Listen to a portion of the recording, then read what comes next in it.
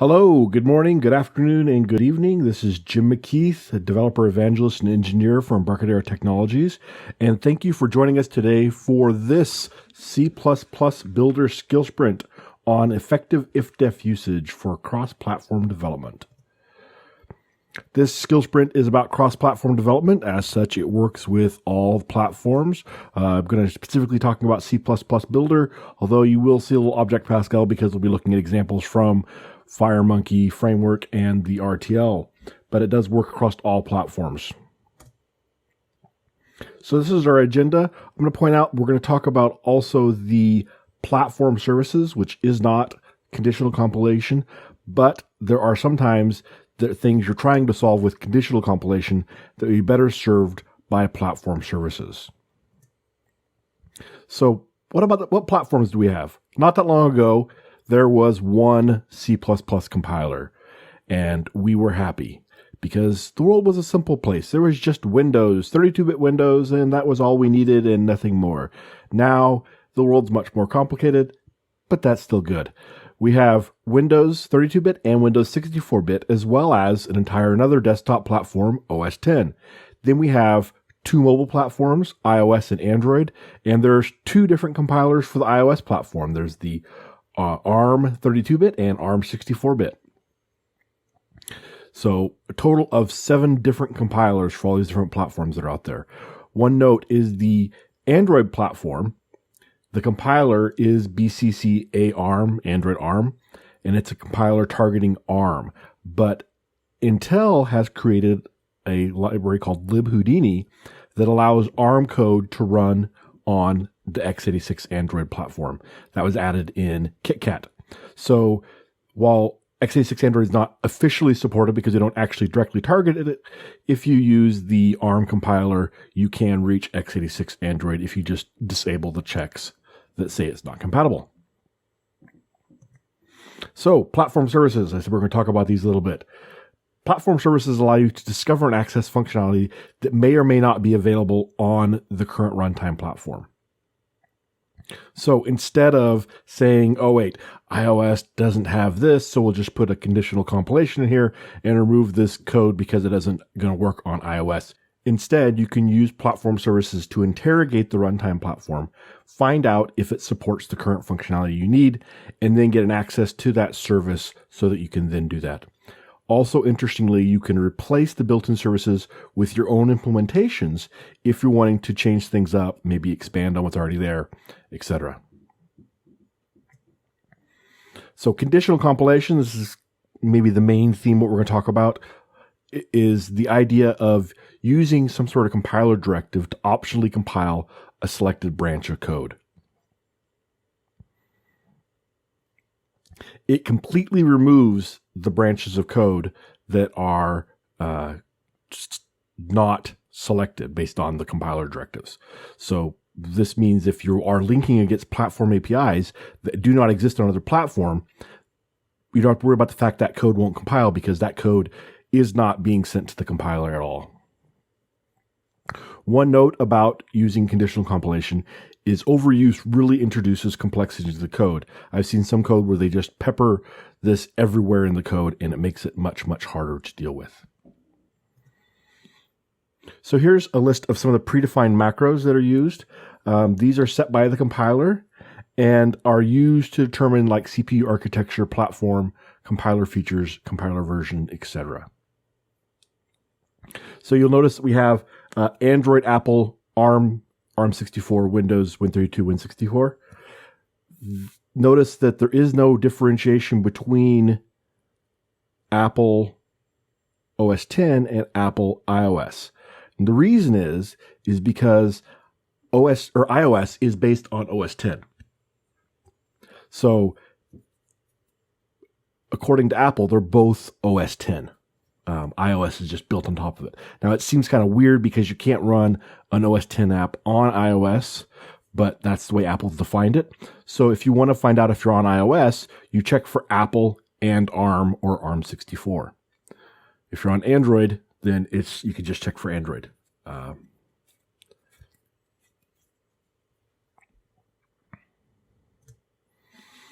So let's look at some examples of how this is done in the FireMonkey framework and RTL. 3 different examples: the memo, fmx.memo, fmx.webbrowser, and system.notifications. All 3 situations, the compiler directives are only in the uses clause. And then the uses clause links into the platform-specific ones. So what happens is you have a top-level unit, which is fmx.memo.pass, and that unit implements the interfaces, base classes, and common behaviors. And then in the implementation section uses clause, it then either uses fmx.memo.ios.pass or fmx.memo.win.pass based on whether or not it's Windows or iOS. And then in those platform-specific implementations, it implements the features that are specific to that platform. It makes the calls to the platform-specific APIs, etc. So in web browser, the platform-specific implementations call register web browser service. And so it creates that FireMonkey service that is then used by the top-level implementation. So fmx.webbrowser.android implements register web browser service, and then fmx.webbrowser calls register web browser service to get that service that was implemented by the Android specific implementation. We'll look at the code and make more sense here in a second. System.notification, again, in the compiler directives are in the uses clause. Then the platform specific implementations, so system.notification.android, or actually I can't remember exactly what it's called, but we'll look at the code. It implements the T Platform Notification Center, which is based on T-Base Notification Center. And then in system.notification, it instantiates the instance of T Platform Notification Center. So it doesn't know who implemented it. So it's not polymorphism, it's different versions of the T Platform Notification Center, and it doesn't know who implemented it. So that's how it handled there. So those are some ideas of how it's done in the FireMonkey framework and the RTL. And this should be the basis of your best usage strategies. So first of all, use platform services when possible. Don't use conditional compilation. Find out what the platform supports and then grab those services and use them. Also, keep your conditional defines in your library code. You don't want your conditional defines in your implementation code. So let me explain what I mean by that. Let's say you're building a point of sale system. Okay. On iOS, you're going to use the camera for the barcode. On Android, you're going to use maybe an externally connected barcode scanner. On Windows, you're going to use a barcode scanner that comes in as keyboard input. So the point of sale system just says acquire information from the barcode scanner. It doesn't care how that barcode scanner is implemented. Now, your barcode scanner library code, so this is your library code, it has nothing to do with point of sale system, then has a high level that just gives this interface for the point of sale system on getting information from the barcode scanner. Again, doesn't know about the different implementations between the different platforms, but then it uses compiler directives to include the code for the specific platform it's on. And then that code for the specific platform deals with the differences of how that barcode scanner is implemented on that platform. It's real important. I think it's a really good idea to keep the platform specific code in its own unit. So you don't want to have iOS and Android code mixed in the same unit. And that just makes it easier to maintain and makes it nice, clean delineations when you are using compiler directives in your include statements, for example. And also, I think it's a great idea to create a unit with useful constants in it. So if you have something that's on Windows is this value, for example, zero-base strings, right? So you have zero-base strings on iOS and Android, and then on Windows and OS 10, it's a one-base string. So instead of having some sort of crazy math, just define a constant and in a certain unit, and that unit looks at the compiler directive to determine whether or not it's a zero-based or one-based string, and then gives you the value. And so you don't have to consider that in your implementation code. You just rely on that constant unit. Okay, let's take a look at some examples and some demonstrations. Here are some conditional compilation examples. So right here, this is actually where you would use it for some platform-specific code. So if you had a file that was platform-specific, this is how you would include it. And so you would have just the if. In this case, we're saying if it's not Win32, which most likely you're going to say if it's Android, if it's whatever, include this one here. And so this code right now will never get compiled because we're compiling for Win32. This will never get hit. So here's what it would look like to test for Windows. So this is Win32. This is Windows. We're saying if it's Windows, and that's it. And then in this case, we're just using, these are unit tests, and we're going to assert that this is Windows. Here's how you would test for the compiler version. So that is the value for Seattle. So if it's greater than equal to that, it's actually Seattle Update 1 has got a 1 at the end of it. And then here is the version for XE8. So since we're doing if, else if here, we're saying if it's not the Seattle, then if it's greater than equal to 700, then it must be XE8. Since it could, so you know, obviously 710 would be Seattle, but since we know it's not greater than equal to 710, then it must be between the two, which makes it XE8. And if it's neither, then we, in this case, we're just saying fail. So that's Win32. So here's a test for Android, or saying not Android if it's not Android. So that's our pass condition, is this is not Android. And then here is how you would test for iOS. You would say if it's Apple and ARM or ARM64, then this would be true, which would mean this is iOS. In this case, since we're compiling on Win32, we're logging that as a failure because this obviously would be Win32 is not iOS, but that's the syntax you would use to test for iOS. Okay, so that is the conditional compilations, a few variations of syntax. And then here is the platform services. So there's two different ways to use platform services, the long way and the short way. So the long way, I'll explain both of them here. We're going to say if platform services current supports platform service, and then we pass the UUID of, in this case, the clipboard service. That short URL I showed you, which I'll show you again in here in a minute, gives you a list of all the platform services and which what includes you need to use. So in this case, it's an FMX platform. Actually, FMX platform defines T platform services and also clipboard service. But the short URL will explain where the other ones are defined at. So in this case, this code only going to be executed when the platform supports the service, when the platform supports the service we asked for. So important differentiation between conditional compilation is this code always gets compiled, but whether or not it's executed depends on if the platform supports it. Okay? Important differentiation. In order to use the clipboard service, we need an instance of it. And so we're just going to call platform services current get platform service, again passing the UUID of the service we want. And now we have a clipboard service, which we can then use, and we're just going to use a unit test to prove that we actually used it successfully. So that's the long way. Now, I say it's the long way, but it could actually be the shorter way if you don't actually want to access the clipboard service. If you just want to test for its presence, then all you need is this test here, and you need none of this code in here. Whatever code you're going to put that's going to only execute on that clipboard service being present.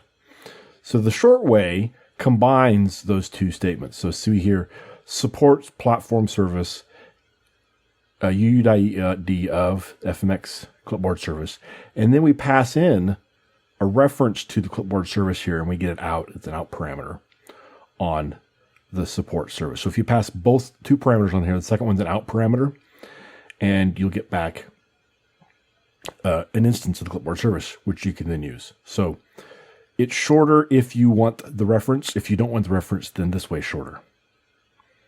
So that's the brief overview for platform services.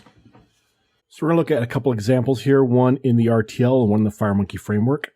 And you'll see this pattern continues throughout all of the FireMonkey framework and RTL.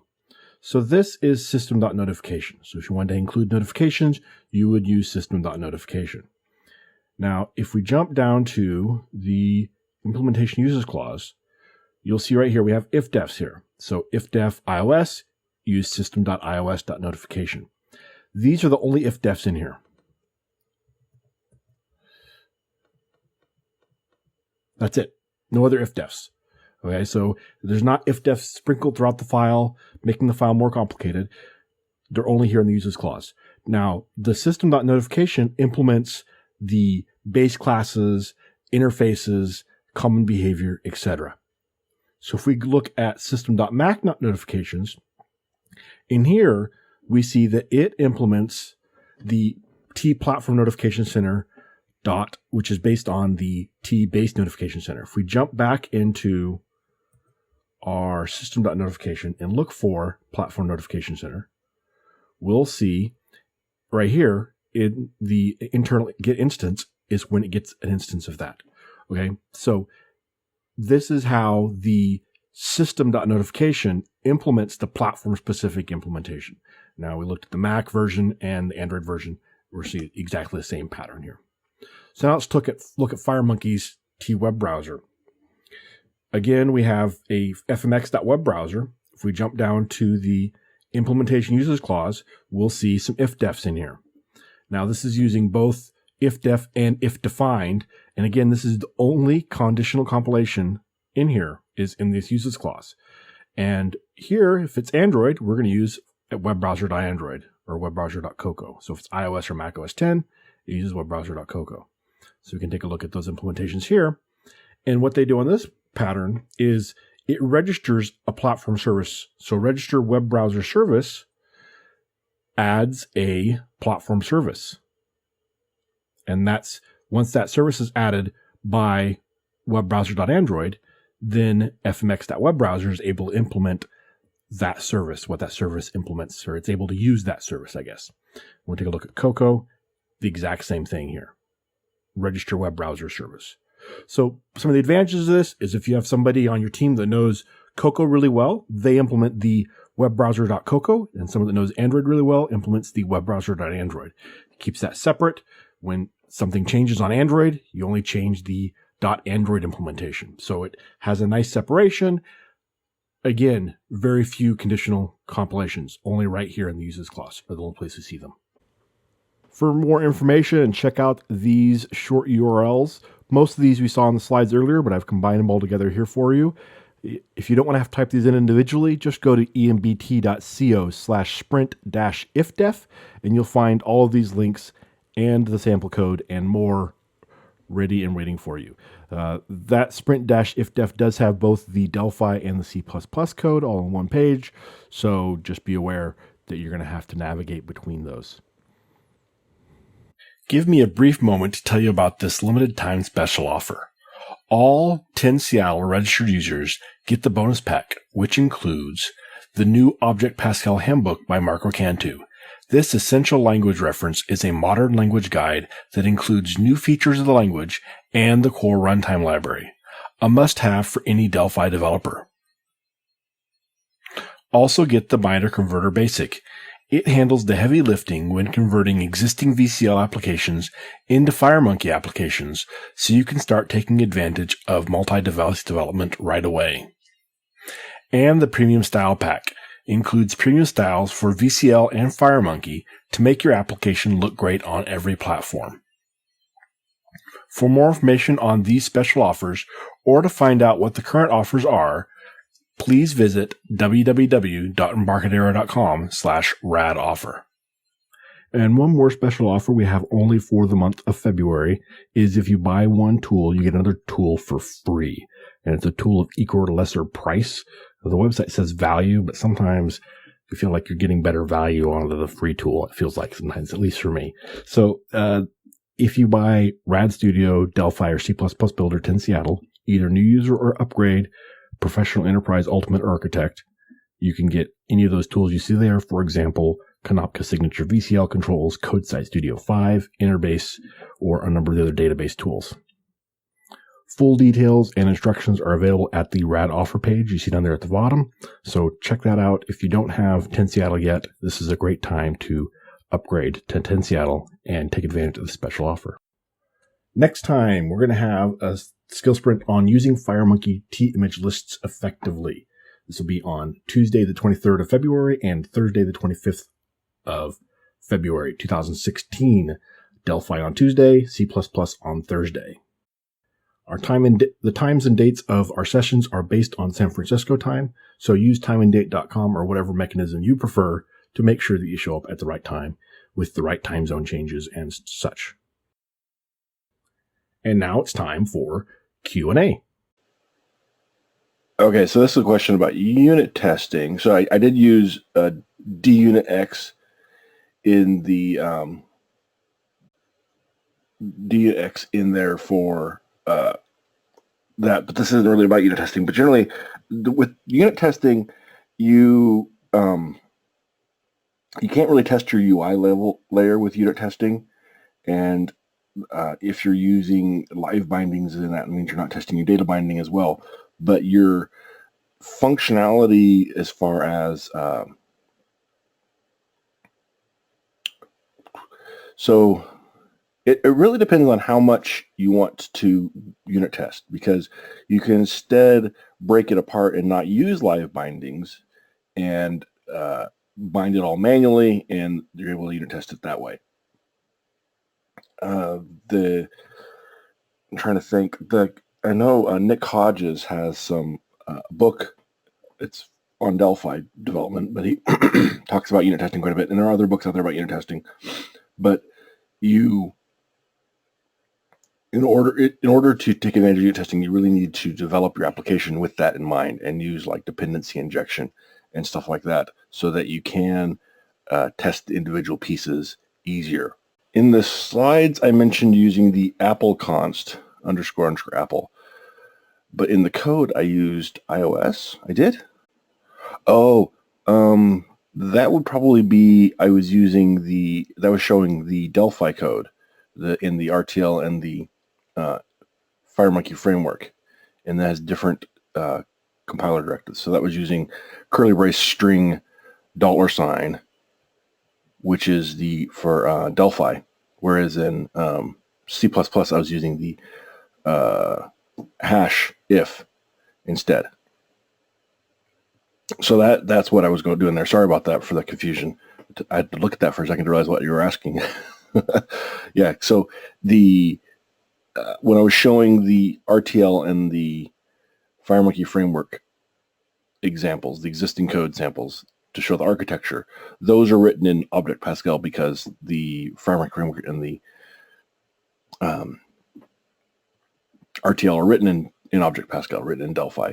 That way they can be consumed by Delphi, which only has the Delphi compiler, and C++ builder, which is able to compile both Delphi and C++. Yes, so Delphi has different const directives. Exactly. So yeah, that was why there are two different ones we're seeing in there. But it really depends on how you're writing your code. And I mean, if you are doing your library code in Delphi, then watch the replay for Tuesday, because then we talk about Delphi compiler directives and stuff, what's within there. But okay, so yeah, this was all. I tried to do as much on C++ as possible in this one, and but because I was showing this the RTL and the FMX framework, it was showing Object Pascal there. Okay, you told us about libhoudini. My Intel device died.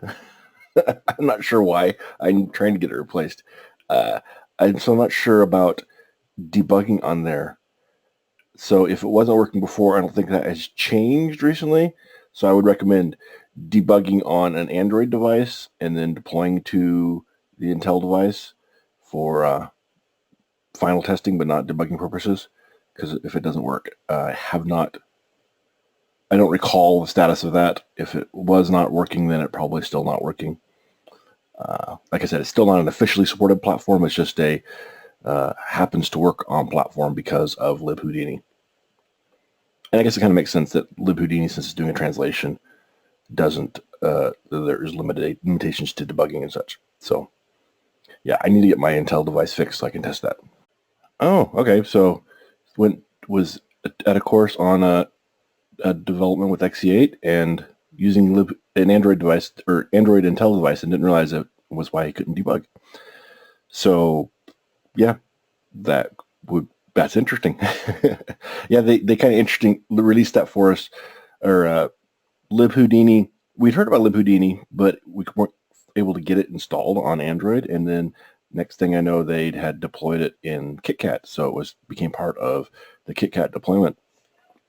And all of a sudden, everything started working. We're like, "Whoa, what happened?" And we did splunk in there and find that libhoudini was included in KitKat. So very cool. Okay, well, thank you so much, everybody, and we will see you again next week with effective usage of the T image list on FireMonkey. Thanks so much, and happy coding. Until next time, bye.